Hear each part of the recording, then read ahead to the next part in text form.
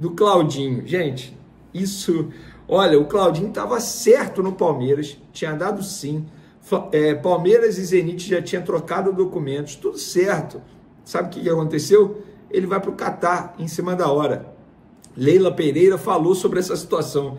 Nós entramos em acordo com o Zenit e o Claudinho aceitou nossa proposta. Eu mesma conversei por telefone com um jogador que, por 2 vezes, deu a sua palavra de que viria para o Palmeiras. Ele me disse que não queria jogar no Catar. Nas últimas horas, enquanto já trocávamos minutas contratuais com o Zenit, fomos surpreendidos por uma ligação do representante do atleta dizendo que houve uma mudança de planos. Fizemos uma ótima oferta, tanto que o jogador aceitou. Mas o futebol é assim mesmo. Nenhum atleta é maior do que a Sociedade Esportiva Palmeiras. Seguimos no mercado em busca de atletas que possam agregar qualidade ao nosso elenco, disse a Leila em entrevista ao GE. Gente, não é a primeira vez que o Claudinho faz isso. Não é a segunda vez. Com o Flamengo, ele fez mais de uma vez. Na última janela de transferência, ele fez a mesma coisa. Eu sou um cara que eu sempre critiquei aqui o Marcos Braz em alguns momentos, inclusive em negociações envolvendo o Claudinho, mas nesse caso ele não teve culpa. Na última janela de transferência estava tudo certo, gente. Em cima da hora, o jogador topou uma renovação de contrato com o Zenit.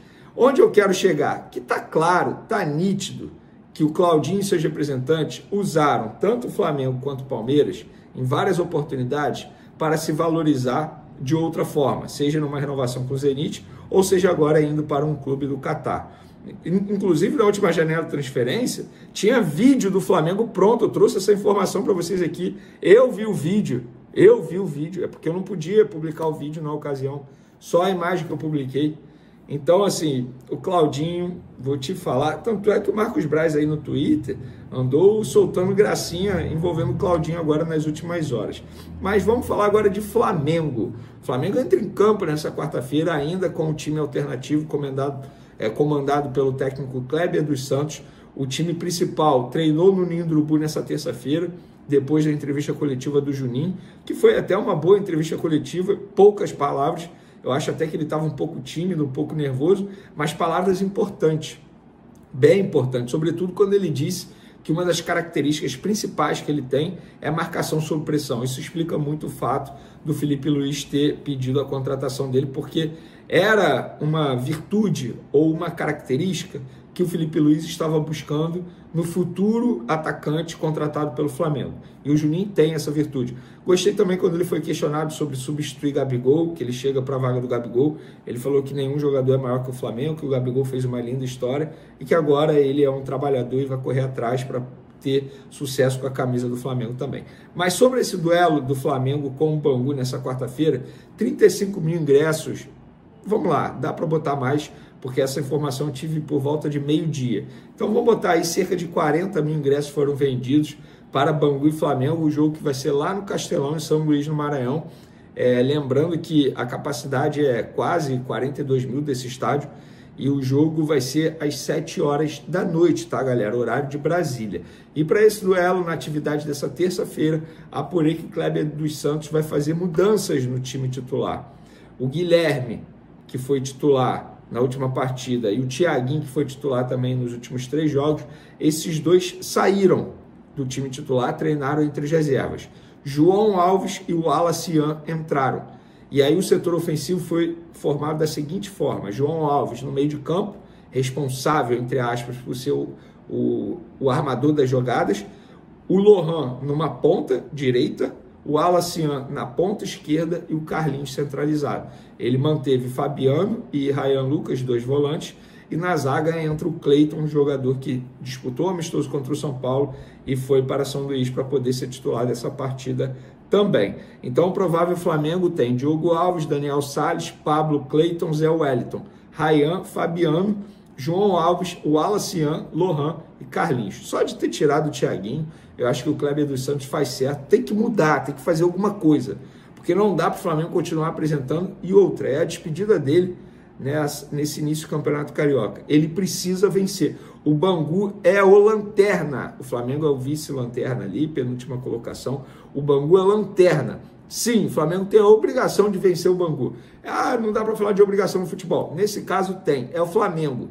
E o time que ele tem em mão ali para jogar não é ruim.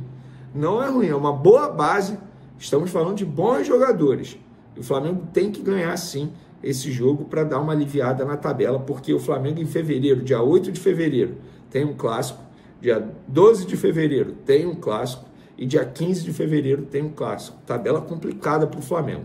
Falar agora de Bruno Henrique, a imprensa mineira continua noticiando que o Atlético Mineiro entrou na disputa por Bruno Henrique no início desse ano e já enviou uma proposta ao atacante. O clube mineiro, que busca reforçar o setor ofensivo, ofereceu um contrato de 3 anos, superando o vínculo atual do jogador com o Flamengo, que termina em 2026. Segundo a rádio Itatiaia, Bruno Henrique já foi informado sobre os detalhes da proposta, incluindo o salário oferecido pelo time de Belo Horizonte.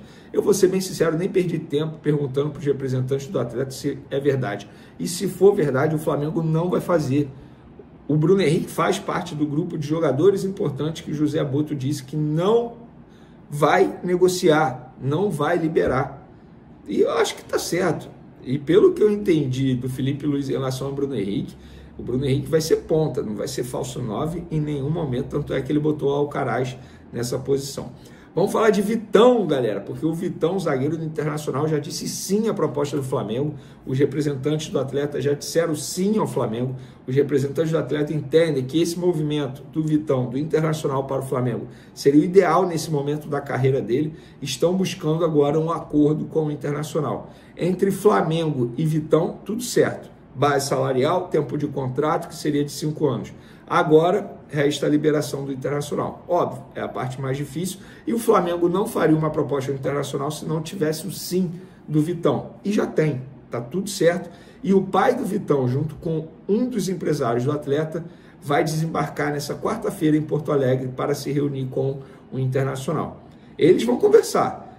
Das duas, uma. Ou o Vitão vai para o Flamengo, ou o Vitão consegue uma renovação de contrato com o Internacional. Eu não tenho dúvida disso. Acompanhando futebol há quase 10 anos aí como jornalista, já vi vários cenários como esse. Jogador valorizado em um clube, com pouco tempo de contrato e com salário defasado. Vem um clube brasileiro, faz uma ótima proposta para ele. No fim das contas, ou saiu ou renovou o contrato com esse respectivo clube, o que eu acho que vai acontecer com o Vitão. Para finalizar nosso vídeo, galera, Danilo, a imprensa internacional, 2 jornalistas italianos que falam muito de mercado da bola, disseram que o Danilo optou por voltar ao futebol brasileiro ao término do contrato com a Juventus e tem o Flamengo como prioridade. Os empresários do atleta dizem que ele não tomou nenhuma decisão ainda, pelo menos segundo eles, e o Flamengo alega que em nenhum momento foi comunicado por ninguém que o jogador optou por voltar ao futebol brasileiro e que quer jogar no Flamengo. Lembrando que tem o Santos na história que está tentando a contratação do jogador também. Então, é uma situação que Danilo e Vitão podem vir para o Flamengo? Eu não acredito. Eu não acredito no Flamengo fazendo altos investimentos em 2 jogadores. Um vai vir, pelo visto, né? Ou melhor, o Flamengo está tentando os 2. Quem vier primeiro, está fechado. E são 2 bons jogadores. Agora eu quero perguntar para vocês. Se vocês pudessem escolher Vitão ou Danilo, mas bota na ponta do lápis aí, vou dar a ideia para vocês. Idade do Danilo e idade do Vitão. Investimento, salário, mais direito de mais do Danilo. Investimento do Vitão, mais o valor que tem a pagar o Internacional caso ele seja comprado. Bota isso na ponta do lápis e dê sua opinião aí nos comentários.